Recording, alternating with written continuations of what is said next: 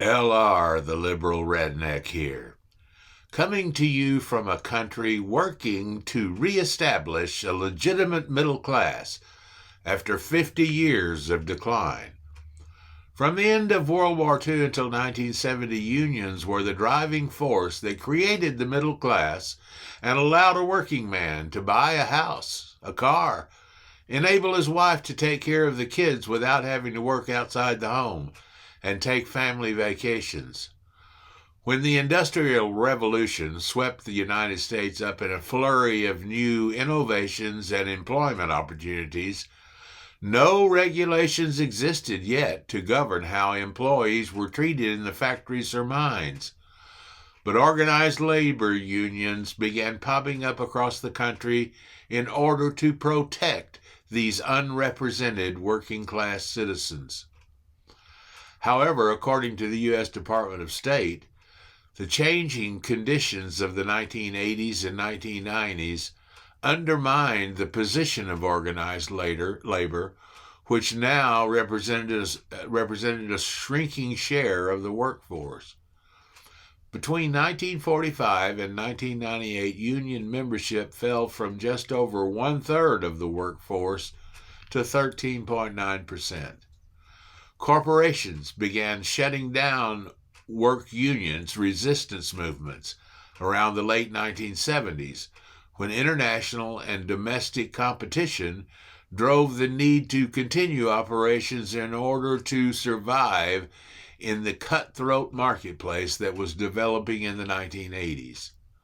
Automation also played a key role in breaking up union efforts by developing labor-saving automated processes, including state-of-the-art machinery, replacing the role of workers at every factory.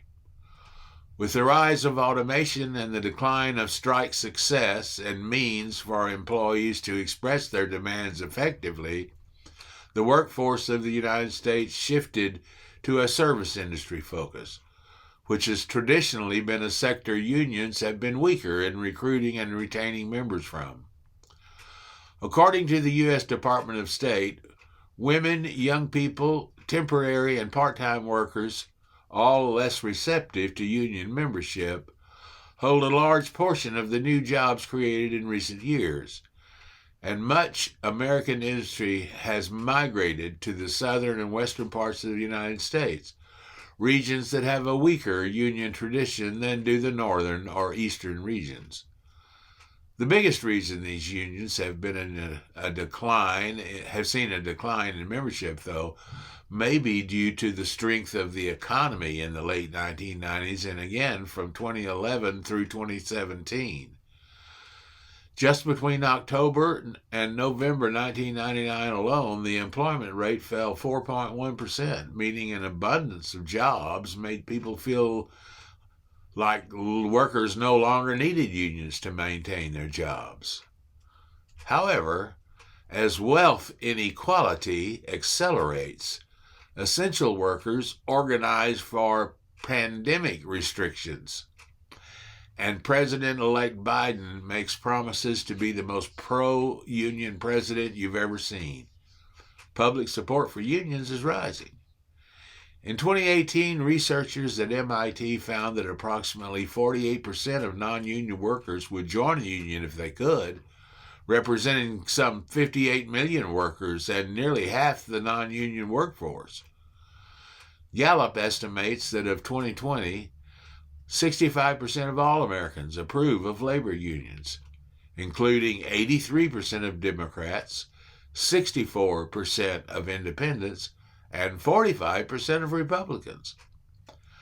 Now unions are at an all-time high when it comes to favorability ratings, claims Richard Trumka, president of the American Federation of Labor and Congress of Industrial Organizations, the largest federation of unions in the United States and commonly referred to as the AFL-CIO. Half the workforce said they would join a union today if given the opportunity because they know that without the power of a union, workers are helpless. The corporate chokehold on the American worker is losing its iron grip, and that's a very positive sign that a new middle class is developing.